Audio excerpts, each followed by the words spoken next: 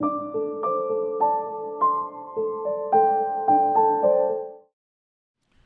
pregação nessa noite vai nos explicar o segundo mandamento. Nós vamos ao dia do Senhor de número 35, mas antes disso faremos uma leitura em Deuteronômio capítulo 4, versículos 15 ao 20. Deuteronômio 4, versículos 15 ao 20.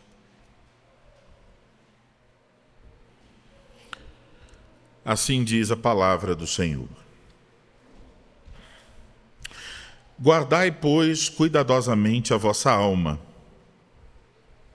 pois aparência nenhuma vistes no dia em que o Senhor vosso Deus vos falou em Horebe, no meio do fogo, para que não vos corrompais e vos lançais alguma imagem, e vos façais alguma imagem esculpida na forma de ídolo, semelhança de homem ou de mulher, semelhança de algum animal que há na terra, semelhança de algum volátil que voa pelos céus, semelhança de algum animal que rasteja sobre a terra, semelhança de algum peixe que há nas águas debaixo da terra. Guarda-te, não levantes os olhos para os céus, e vendo o sol, a lua e as estrelas, a saber, todo o exército dos céus, seja seduzido a inclinar-te perante eles, e des culto àqueles coisas que o Senhor teu Deus repartiu a todos os povos debaixo de todos os céus. Mas o Senhor vos tomou e vos tirou da fornalha de ferro do Egito, para que lhe sejais povo de herança, como hoje se vê. Agora vamos ao nosso catecismo, dia do Senhor de número 35. Pergunta de número 96. Que exige Deus no segundo mandamento? Resposta: que não façamos a imagem de Deus em hipótese alguma, nem o adoremos de modo diferente daquele que ele nos ordenou em sua palavra. Pergunta 97. Então não podemos fazer nenhum tipo de imagem? Resposta: Deus não pode nem deve ser visivelmente representado de nenhuma maneira. As criaturas podem ser representadas, mas Deus nos proíbe fazer ou ter imagem delas para adorá-las ou para servi-lo por meio delas. Pergunta 98. Quer dizer que não se pode tolerar as imagens nas igrejas como livros para os leigos? Resposta: não. Pois não devemos querer ser mais sábios do que o próprio Deus. Ele não quer que o seu povo seja ensinado por meio de ídolos mudos, mas pela pregação viva da sua palavra. Agora, irmãos, vamos a Deuteronômio capítulo 5, onde temos o segundo mandamento. Versículos 8 e 10 de Deuteronômio, que é o texto da pregação.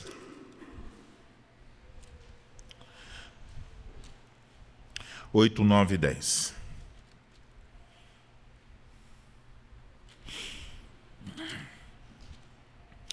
Não farás para ti imagem de escultura, nem semelhança alguma do que há em cima no céu, nem embaixo na terra, nem nas águas debaixo da terra. Não as adorarás, nem lhes darás culto, porque eu, o Senhor teu Deus, sou Deus zeloso, que visita a iniquidade dos pais nos filhos, até a terceira e quarta geração daqueles que me aborrecem. E faço misericórdia até 1000 gerações daqueles que me amam e guardam os meus mandamentos.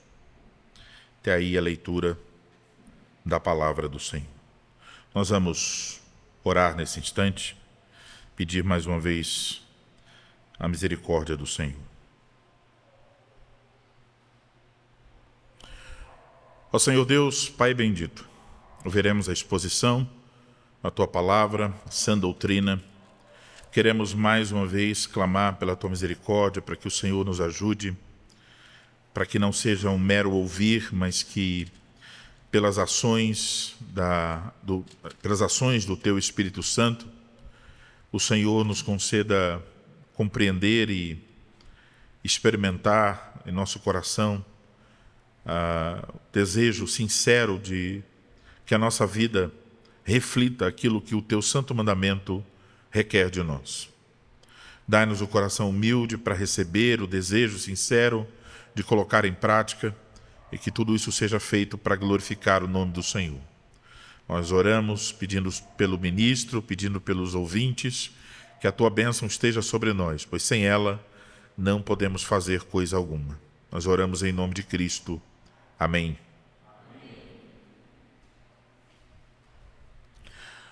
Amados irmãos em nosso Senhor Jesus Cristo, como vocês sabem, os 4 primeiros mandamentos tratam sobre o nosso relacionamento com o Senhor nosso Deus. E nós aprendemos, no último domingo, no primeiro mandamento, que Deus deve ocupar o primeiro lugar em nossa vida, que nada, nem ninguém, devem ser mais importantes que o Senhor nosso Deus. Aprendemos que Ele deve ser o alvo do nosso amor, da nossa confiança, da nossa submissão, e que nós devemos descansar em suas mãos poderosas. Ele cuida de nós. Então, o primeiro mandamento é o fundamento para os demais mandamentos. É o fundamento para o segundo mandamento. Deus tem o direito de nos dizer como Ele quer ser adorado, porque Ele é o Deus supremo. Então, o segundo mandamento, ele nos proíbe de ter imagens ou de usá-las para adorá-lo. O segundo mandamento, então, é um mandamento sobre a adoração. Não é, as imagens estão lá mencionadas, mas o assunto não são as imagens. Tem um assunto superior ao assunto das imagens. O assunto superior às imagens e o assunto no qual as imagens estão submetidas é o assunto da adoração. O segundo mandamento coloca de uma forma negativa: vocês não devem usar imagens na adoração. Mas dizendo de forma positiva, a adoração tem que ser do modo como Deus ordena. É interessante notar que, historicamente, a Igreja Romana enfraqueceu a força deste mandamento ao fundir o primeiro mandamento com o segundo. Então, para eles, o que para nós é o primeiro e segundo mandamento, para eles é apenas o primeiro mandamento. Todos esses versículos são só sobre o primeiro mandamento. Eles, então, tratam essa parte que nós consideramos como segundo mandamento como um tipo de nota explicativa do primeiro mandamento. E aí, então, depois eles dividem o 10º mandamento em 2 partes para que continue, podendo dizer que são 10 mandamentos. Então, a Igreja de Roma procura, dessa forma, tirar a ênfase sobre a verdadeira adoração ensinada no segundo mandamento. Mas em nosso texto, Deuteronômio, capítulo 5, versículos 8 e 10, fica claro que esses versículos não são uma continuação do primeiro mandamento, mas são um segundo mandamento. E esta é uma divisão bem clara no texto hebraico, não só no texto em português. É a divisão adotada não só pelos cristãos protestantes, mas é a divisão adotada pelos judeus. Além disso, nós podemos notar que o assunto do segundo mandamento não é simplesmente sobre a adoração ao Deus verdadeiro. O segundo mandamento nos ensina que o Deus verdadeiro deve ser adorado, ele deve ser adorado corretamente, não como nós pensamos, não como nós criamos ou imaginamos, não conforme o nosso gosto, mas como o próprio Deus determinou. O primeiro mandamento, então, proíbe a idolatria e a confiança em outros deuses. O segundo mandamento proíbe a adoração a outros deuses e a adoração ao Senhor Deus verdadeiro por meio de imagens. Então, é por isso que nessa noite eu vos anuncio a palavra de Deus sob o seguinte tema: o segundo mandamento nos ensina o culto que agrada a Deus. O segundo mandamento nos ensina o culto que agrada a Deus. Veja como o segundo mandamento começa: não farás para ti imagem de escultura. Deus, então, proíbe o uso de imagens da criação, aquilo que há no céu, na terra, nas águas e debaixo da terra. Com isso, Deus não está proibindo aqui a representação da criação. Por exemplo, quando se faz um quadro, quando se tem uma escultura. Assim, se alguém tem um cachorro de gesso em sua casa, ou em seu quintal, ou tem um busto de Sócrates em seu escritório, tal pessoa não está violando o segundo mandamento.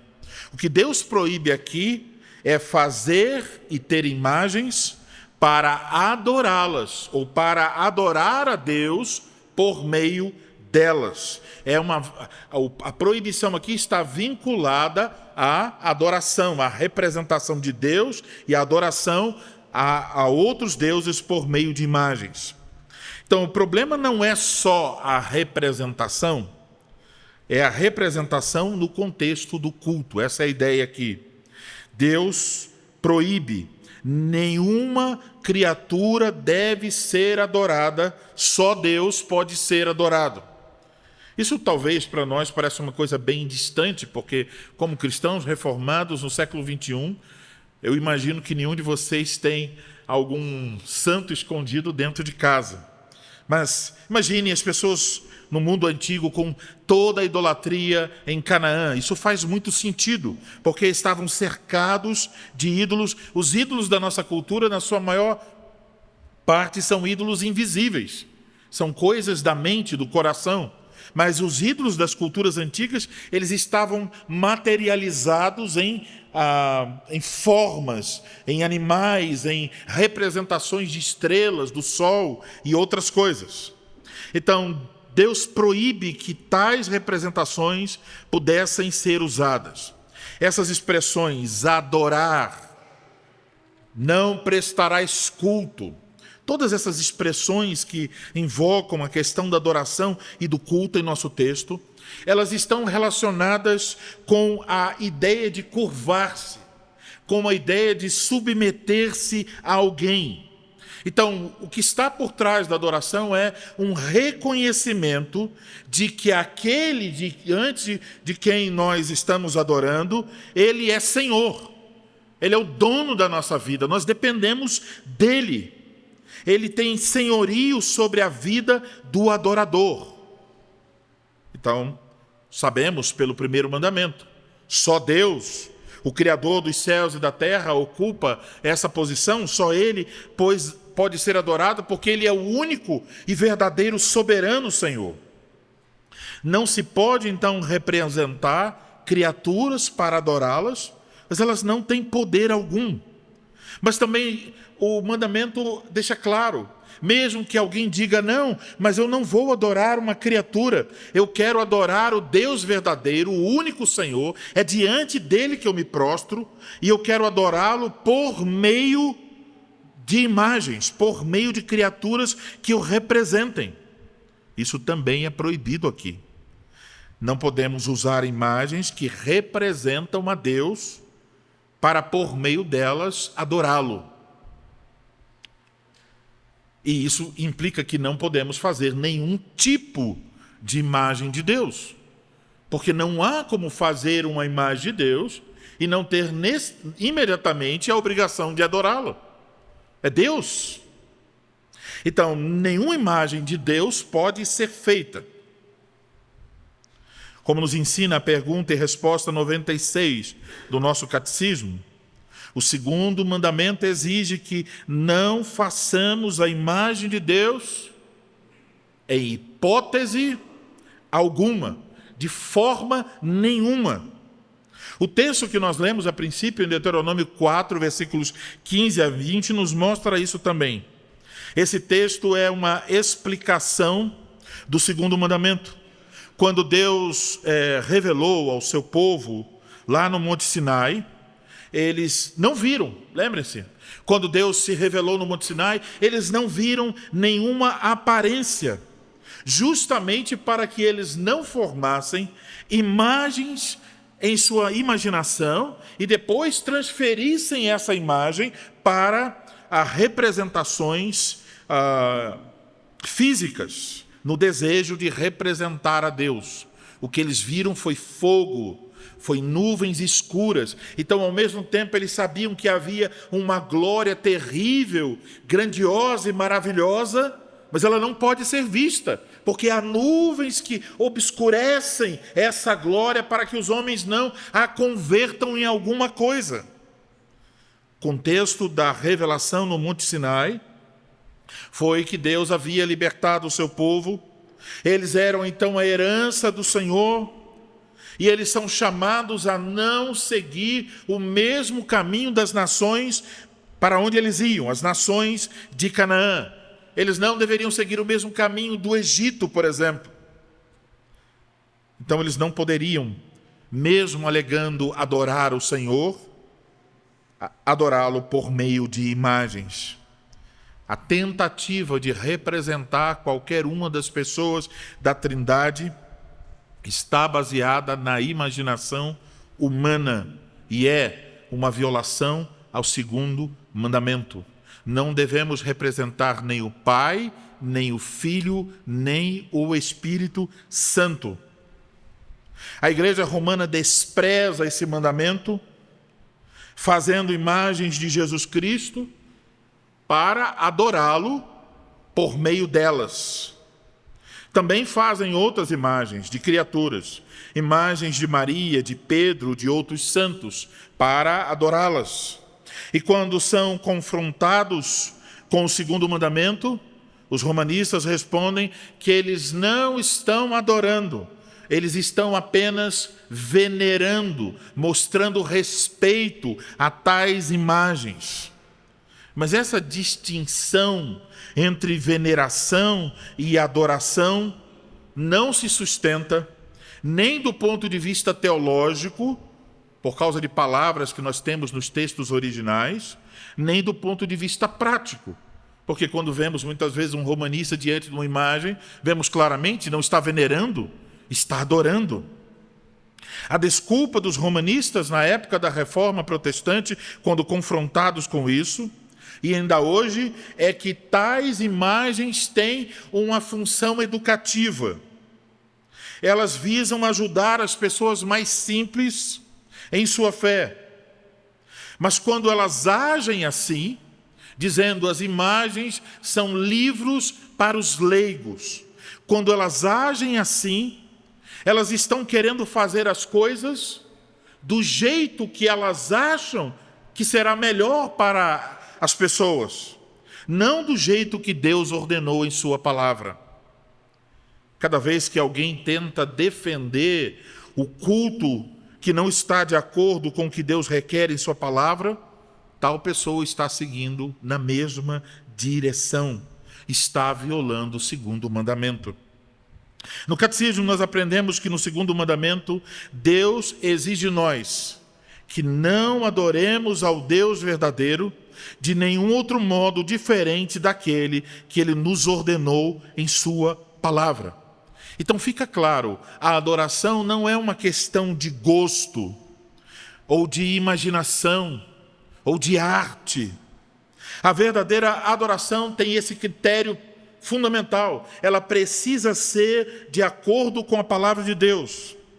E é por isso, então, irmãos, que quando igrejas evangélicas procuram adorar a Deus conforme a sua própria imaginação, elas estão na contramão do segundo mandamento. A igreja moderna trata a adoração como se fosse um assunto de opinião pessoal. Assim como alguém escolhe a cor que quer pintar a sua casa, eles acham que podem escolher o tipo de adoração que se encaixa mais no seu próprio perfil. E essa mentalidade é, inclusive, um fator predominante na hora de escolher uma igreja onde congregar. Muitas vezes se ouve, e eu como um pastor reformado, já ouvi plantador plantando igreja, já ouvi isso muitas vezes. A pessoa dizia, olha, de fato eu gostei da pregação. Eu vi que a pregação é bíblica, mas olha, o culto, eu não gostei muito do culto não. E eu decidi que eu vou para a igreja X, porque ali a adoração é do jeito que eu gosto. Assim, as preferências pessoais, aquilo que as pessoas chamam de estilo de adoração, tornam-se o critério para julgar o culto, os sentimentos que a pessoa tem, não a verdade. E nas propagandas que as pessoas fazem, podemos ouvir: olha, venha para a nossa igreja, que aqui você encontrará um culto alegre, dinâmico, vivo, espiritual. Em nossos cultos o milagre acontece. Você diz: uau, que interessante, deve ser bom. Então, essa ideia de um culto que agrada aos homens é o que o segundo mandamento está tratando. Essas palavras evidenciam que o culto para tais pessoas não é direcionado a Deus. Não é um culto ao Deus verdadeiro e único, mas é uma ferramenta para atrair multidões. Um culto direcionado ao gosto do cliente. Há muito tempo eu li um livro que falava de crescimento de igreja. E ele dizia, no começo do livro, o seguinte, um livro que se tornou famoso, muitos pastores no Brasil leram para aplicar. Eu li para entender o que ele estava dizendo lá. E o livro diz o seguinte: quando o pastor for plantar uma igreja, ele deveria ir no bairro, bater na porta e dizer, fazer uma amizade, dizer assim, qual é o seu estilo de música preferido? E se a maioria das pessoas, por exemplo, dissesse, olha, eu gosto de jazz, então é esse ritmo que ele deveria aplicar na vida da congregação. Em Campinas é mais possível que as pessoas digam, eu gosto de sertanejo, ou algo parecido com isso. Então, bateria nas portas e diria, bom, o que vocês gostam de ouvir? Gostamos de sertanejo raiz. Então teríamos um conjunto cheio de violas a cada culto, tentando apresentar o sertanejo raiz. Isso é uma mentalidade voltada para os homens. O que as pessoas querem é o que nós vamos oferecer. E aí, então, nesse contexto, o culto não é mais o culto. O culto se torna um show, com músicas dos mais variados tipos. Mas logo a música não é suficiente, porque precisamos incluir pessoas que têm outros talentos. Elas sabem dançar. Então eles criaram as danças litúrgicas. Mas tem aqueles que são artistas, que sabem fazer peças teatrais. Então eles incluíram peças teatrais. Mas tem um filme que passou, que foi muito legal, e seria bom, porque dá para tirar uma mensagem do livro, do filme. Então eles botam no telão o filme e fazem essas e outras coisas para agradar visitantes e frequentadores. Quando há esta intenção, a centralidade da palavra de Deus é substituída por um período de cânticos centrados nas emoções humanas e que visam conduzir as pessoas pelo corredor das emoções. Tudo é programado e preparado de pensar. Não é preparado no sentido de, qual é a pregação, quais são os cânticos que podem ter relação com o texto da pregação, de que forma vamos adorar a Deus. A preparação é de que forma podemos envolver as pessoas, fazendo-as se sentirem bem. Então vamos começar com tal música, depois o ritmo vai aquecer para tal música, depois ele vai se tornar um tom reflexivo, e o acorde que nós vamos usar vai ser o acorde menor, para causar uma certa tristeza. Então há vários elementos usados, inclusive elementos da psicologia, para mexer com as emoções das pessoas. E nisso tudo, letras medíocres, repetitivas, instrumentos musicais em alto volume.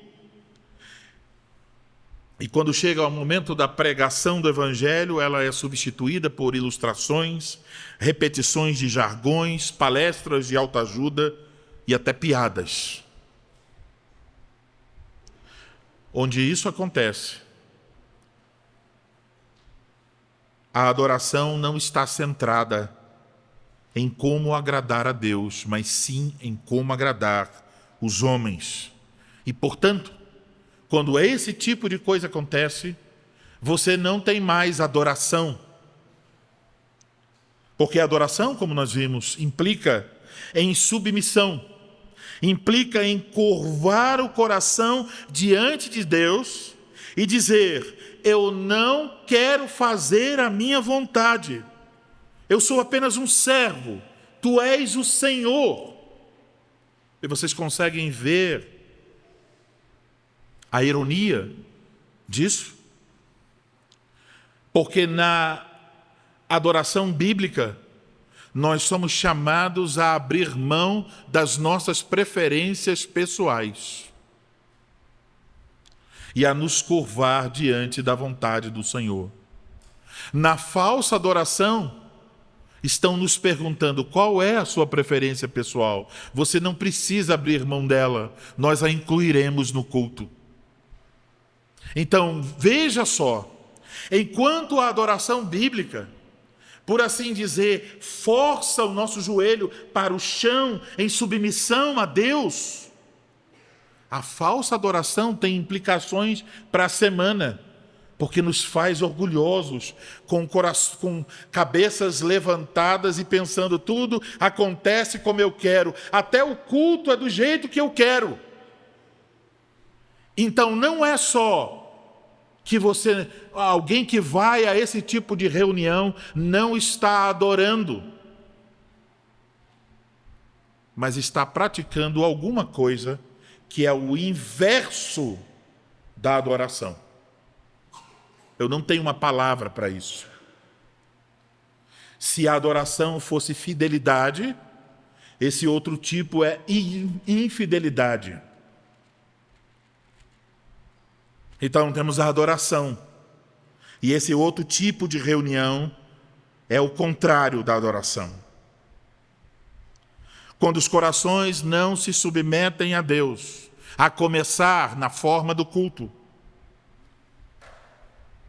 seja na essência do culto, seja na intenção do culto, a questão do coração, o que acontece é, de fato, temivelmente, uma violação do segundo mandamento.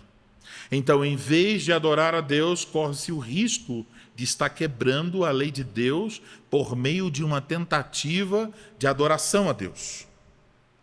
Mas se dissermos tais coisas a essas pessoas, elas nos dirão: olha, nós devemos fazer isso para ganhar os fracos. Ou nós devemos tolerar essas coisas, porque se nós não fizermos isso, os jovens vão embora da igreja. Vocês conseguem perceber? É o mesmo tipo de argumento usado pelos romanistas. Podemos tolerar as imagens nas igrejas como um livro para os leigos. Mas quem pensa assim, seja em Roma ou seja na igreja evangélica, o catecismo nos lembra, está querendo ser mais sábio do que Deus. Deus não quer que o seu povo seja ensinado através de ídolos mudos. Mas isso quer dizer, Deus quer que o seu povo seja ensinado através dos meios ordenados por Ele. Então Deus não quer que no culto solene o Evangelho seja proclamado por meio de danças, por meio de peças, por meio de mensagens de autoajuda ou qualquer outro artifício humano. Deus quer ensinar seu povo por meio da pregação viva de sua palavra. E esta pregação é suficiente para a salvação de pecadores e a edificação da igreja, porque a pregação é o Evangelho, e o Evangelho é o poder de Deus. Sim, a pregação do Evangelho é vida para algumas pessoas. E sim, ela é morte, cheiro de morte para outras pessoas. Mas ela é o meio que Deus instituiu para que o Evangelho fosse anunciado. E nós não somos mais sábios do que Deus para dizer: Senhor, o Evangelho pregado não vai alcançar o coração dos meus filhos. Eles precisam de peças teatrais. Isso é tolice, é sabedoria mundana. Nós temos que fazer conforme Deus nos ordenou, não conforme a imaginação e os desejos humanos. Amados irmãos, esse tipo de adoração, assim como a adoração romanista, é, então, também uma violação do segundo mandamento. É a adoração vã, vazia. Portanto, nós não devemos nos enamorar de tais coisas. Nós não devemos nos iludir. A falsa adoração agrada aos homens, mas não a Deus. O culto não é para ser um show. O culto é o povo adorando a Deus como Deus ordenou.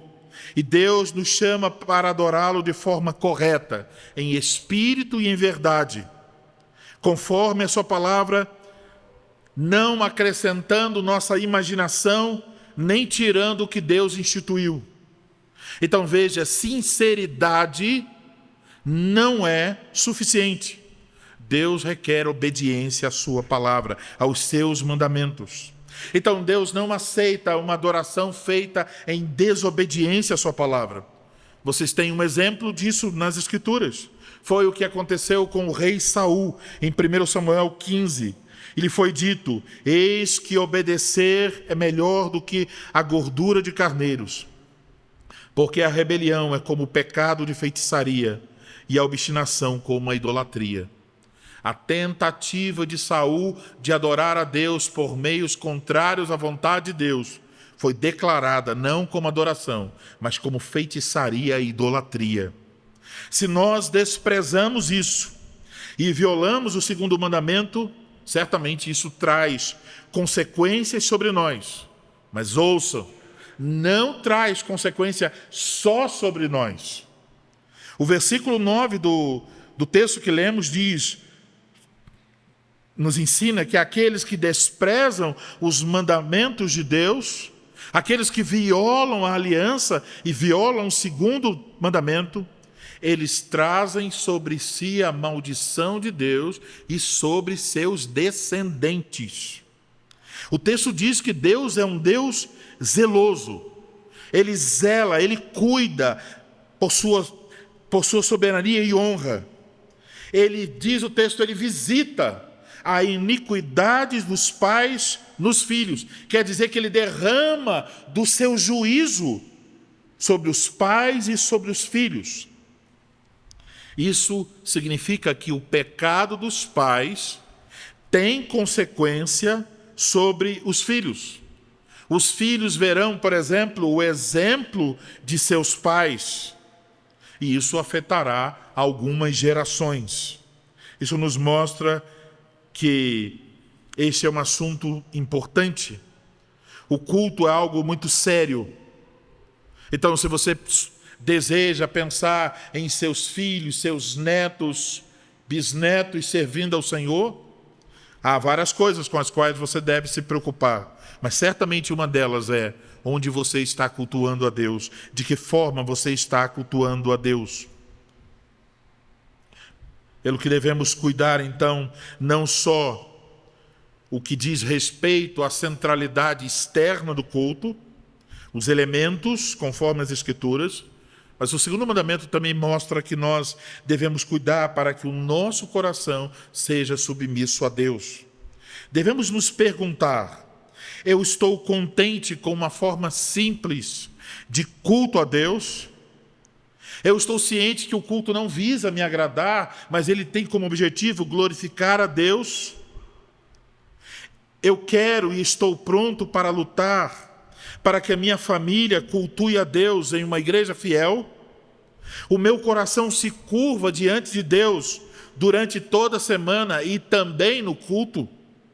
Amados irmãos, quando pensamos que não é só uma questão externa, mas também envolve as disposições do coração, podemos perguntar: quem consegue guardar o segundo mandamento perfeitamente? E a verdade é que por nós mesmos não podemos. O nosso coração se inclina a buscar aquilo que nos agrada.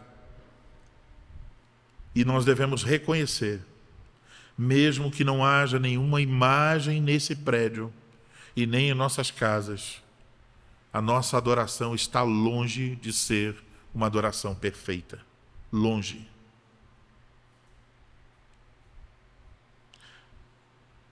Então, como é que o nosso culto pode ser aceito por Deus? A garantia de que Deus aceita a nossa adoração não está na sinceridade do nosso coração, ainda que devamos ser sinceros. Não está na pureza da nossa liturgia, ainda que devemos ser puros em nossa liturgia. A certeza de que o nosso culto é aceito por Deus está na obra única e perfeita do nosso Senhor Jesus Cristo. Então, isso é um ponto para guardar. Nosso culto, cada vez que você vier cultuar a Deus, pela manhã, à noite, você deve se lembrar: meu culto é aceito não porque eu sou membro de uma igreja reformada, não porque a liturgia é feita com princípios bíblicos e centrada na palavra de Deus. Meu culto é aceito por causa de Jesus Cristo, meu Senhor. Ele é aceito porque é oferecido através do perfeito mediador. Ele foi o único capaz de adorar ao Pai de forma completa, plena, integral e perfeita. O único perfeito adorador se chama Jesus Cristo. Ele cumpriu perfeitamente toda a vontade do Pai. Ele amou a Deus de todo o seu coração. Ele obedeceu a Deus de forma perfeita em toda a sua vida. E ele o adorou de maneira perfeita em toda a sua vida. Então, estando unidos a Cristo Jesus, Deus não olha mais para as falhas do nosso culto, mas Ele olha para as perfeições do culto do seu Filho Jesus Cristo. É por causa dele que nossos lábios impuros podem cantar louvores. É por causa dele que nossos corações divididos podem se prostrar diante de Deus. É por causa dele que nossas ofertas todas manchadas são recebidas como sacrifícios agradáveis a Deus. Então devemos lembrar, devemos tudo a Jesus Cristo. E por isso devemos adorar somente a Deus de forma como Ele nos ordenou em Sua palavra, descansando na certeza de que em Cristo e somente em Cristo, nosso culto agrada ao Pai. Amém.